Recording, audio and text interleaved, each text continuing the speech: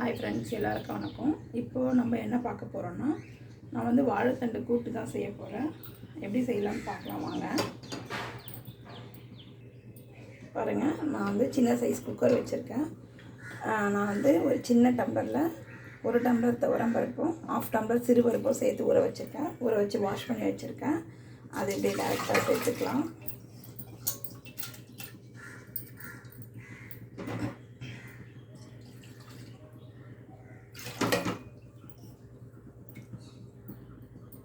ரெண்டு பருப்பும் சேர்ந்து தான் ஊற வச்சுருக்கேன் நான்.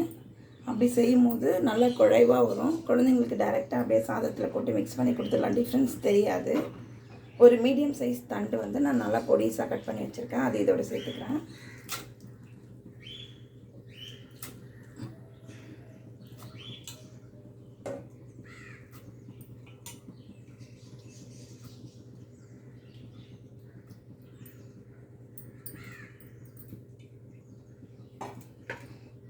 பாருங்கள், ஒரு பெரிய வெங்காயம் கட் பண்ணி வச்சுருக்கேன். அதில் வந்து நம்ம கொஞ்சம் வெங்காயம் தாளிப்புக்காக நிறுத்திப்போம், மீதி வெங்காயம் போட்டுக்கலாம். ஒரு 3 பச்சை மிளகாய் வச்சுருக்கேன். பச்சை மிளகாய் பார்த்திங்கன்னா கீர்னி வைக்கலை, நான் இப்படி ஆஃபாக கட் பண்ணி வச்சுருக்கேன். ஏன்னா உள்ளே இருக்கிற அந்த சீட்ஸ் எல்லாம் வந்துருச்சுன்னா காரம் தெரியும், பசங்க சாப்பிட மாட்டாங்க. தக்காளி பார்த்திங்கன்னா நான் பெரிய தக்காளி 2 கட் பண்ணி வச்சுருக்கேன். தக்காளி கூட போடும்போது இது கூட்டு மாதிரி இருக்காது, கொஞ்சம் சாம்பார் மாதிரி தெரியும். குழந்தைங்க சாப்பிட்றதுக்கு ரைஸில் மிக்ஸ் பண்ணி கொடுக்கறதுக்கு ஈஸியாக இருக்கும். அந்த தக்காளி அப்படியே சேர்த்துக்கலாம். அது எப்பவும் போல் மஞ்சள் பொடி சேர்த்துக்கலாம். பெருங்காயம் ஆட் பண்ணிக்கிறேன்.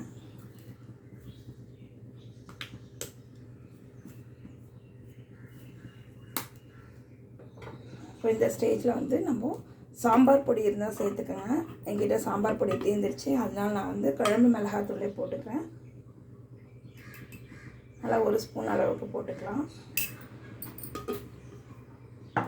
போட்டுட்டு இதிலே கல்லுப்பு ஆட் பண்ணிக்கலாம். இந்த தேவையான அந்த கூட்டுக்கு தேவையான அளவுக்கு உப்பு சேர்த்துக்கலாம்.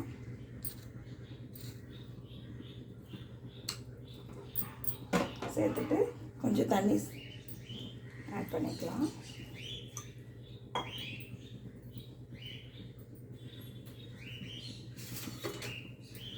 இதில் நல்லா கலந்து விட்டுக்கலாம். இப்போ நம்ம ஸ்டவ் ஆன் பண்ணிவிட்டு குக்கர் மூடி போட்டு நல்லா ஒரு 4 விசில் வச்சிடலாம். நல்லா குழைச்சி வரும். சிறுபருப்பு போட்டதுனால நல்லா டேஸ்ட்டாக இருக்கும். தக்காளியும் கூட போட்டிருக்கோம் நம்ம. நல்லா ஒரு 4 விசில் விடுவோம், அப்புறம் பார்க்கலாம். ஹாய் ஃப்ரெண்ட்ஸ், பாருங்கள், அது இன்னும் விசில் வரல. அதுக்குள்ளே அதோட தாளிப்பு ரெடி பண்ணிப்போம் நம்ம.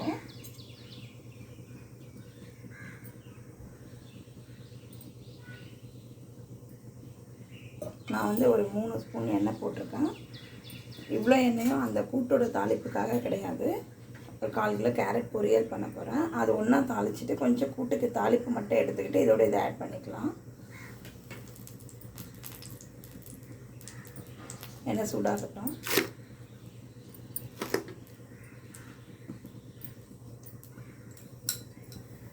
கொஞ்சம் கடுகு சேர்த்துக்கலாம்.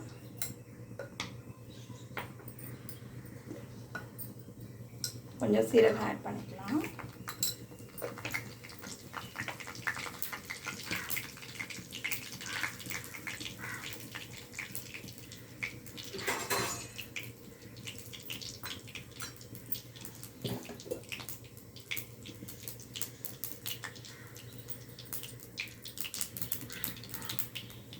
கடுகு வெடிச்சதும் கொஞ்சம் உளுந்து ஆட் பண்ணிக்கலாம்.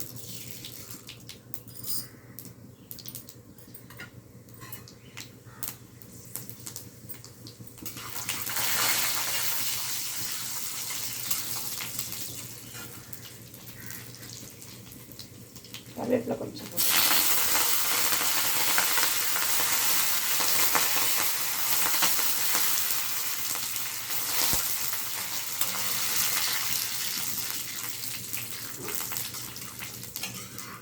நல்லா கலர் வந்த உடனே நம்ம ஏற்கனவே கொஞ்சம் ஆனியன் கொஞ்சம் எடுத்து வச்சுருந்தேன். இது வந்து கேரட்டுக்காக எடுத்து வச்சுருக்கேன். இது 2 இதோட ஆட் பண்ணிக்கலாம்.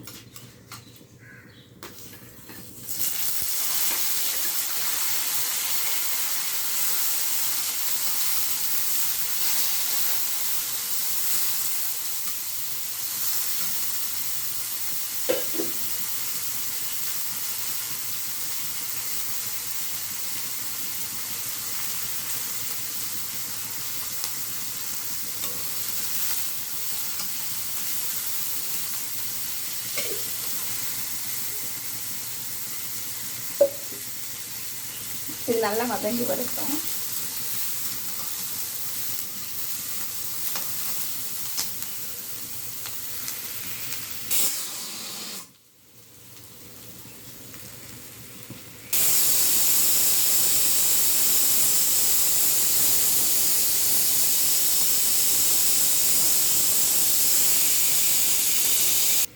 பாருங்கள், இது ஓரளவுக்கு நல்லா வதங்கிடுச்சு.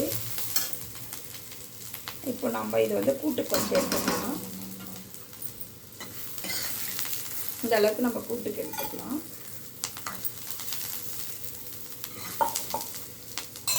இப்போ இது கூட வந்துட்டு நான் தக்காளி சேர்க்குறேன். கேரட் பொரியலுக்கு தக்காளி போட்டு செஞ்சு பாருங்கள்.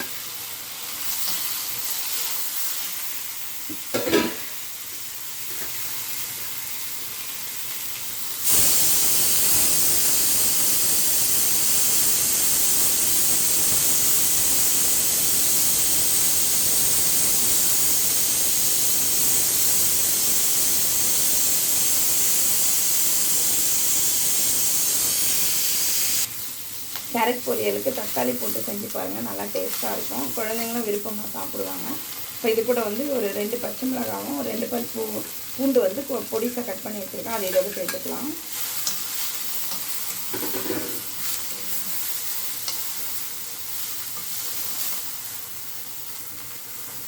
கேரட்டுக்கு வந்து சால்ட் ஆட் பண்ணிக்கலாம்.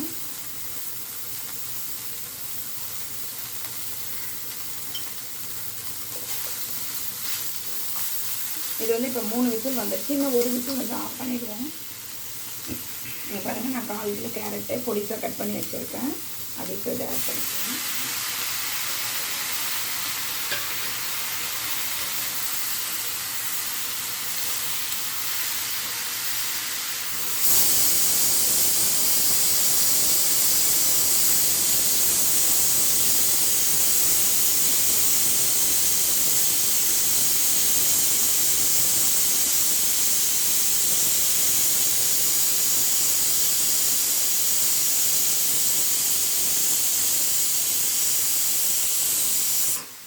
பாருங்கள், இப்போ இது 4 விசில் வந்துடுச்சு. ஆன் பண்ணிடுறேன். இப்போ கொஞ்சம் தண்ணி ஊற்றி இதை வேக வச்சுக்கலாம். இந்த கேரட் வந்து மூடி போட்டு வேக வைக்க வேணாம். மூடி போட்டோம்னா கலர் மாறிடும். அதனால் அப்படியே வேகட்டும்.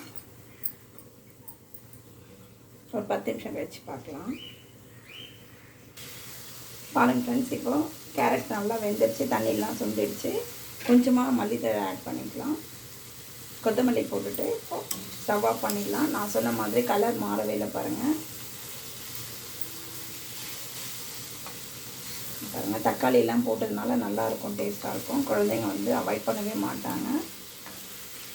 பாருங்கள், நீங்களும் பிடிச்சிருந்தா இதே மாதிரி சமைச்சு பாருங்கள். இப்போ இந்த தண்டை என்னாச்சு பார்க்கலாம்.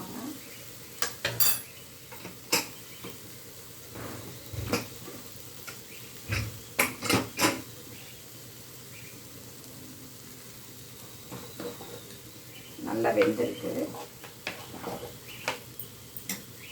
நம்ம வந்து கொஞ்சம் தாளிப்பு எடுத்து வச்சிருந்தோம் இல்லைங்களா, அது இதோட சேர்த்துக்கலாம்.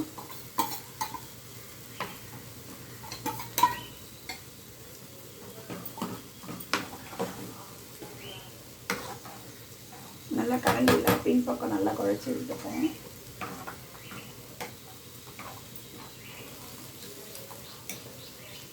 கொஞ்சம் மல்லி போட்டுக்கலாம்.